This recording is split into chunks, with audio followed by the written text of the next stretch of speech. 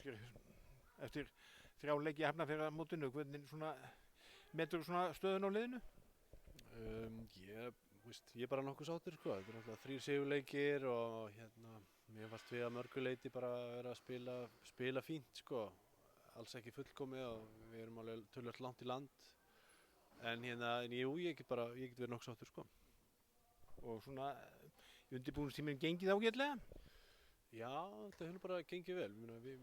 Á mínum mati allavega hefur við bara æft mjög vel og höfum bara virkilega náð að sinna allavega líkamlega þættinum mjög vel. Við erum spilaði kannski eigum aðeins í land en það er svo sem alveg það er bara 2 vikur í leik, þannig að það er svona sá tími fer í það og en svona heilt yfir er ég bara nokkuð sáttur með þennan stað sem við erum á akkurat núna.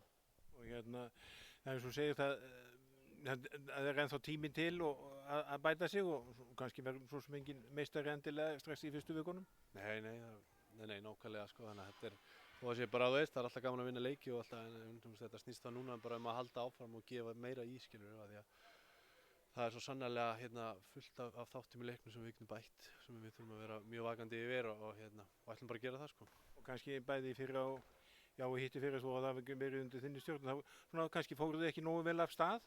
Nei, ég meina, við töpuðum fyrsta leik í deildinni í fyrra, svona tildulega óvænt af okkur og þú veist þannig að við erum bara mjög meðvitaðir það, við þurfum bara að fara á fleygiferð inn í móti og ná okkur í sjálfstraust og ég held að það sé miklu betri, langbesta leiðin sko og við erum svo sem líka, við erum með alveg nokkra svona nýjar sem við þurfum að slípa inn í sem maður sér að svona köflum í leiknum að svona þeir þurfa svona aðeins að komast betur inn í þetta og þekkja sína meðspilara aðeins betur og svona skilur, þannig að þetta er bara fínt hingað til en nóg eftir. Það er bæði nýjir leikmenn innan félagsins og svo kannski strákar líka sem eru að fara í stærra hlutverk.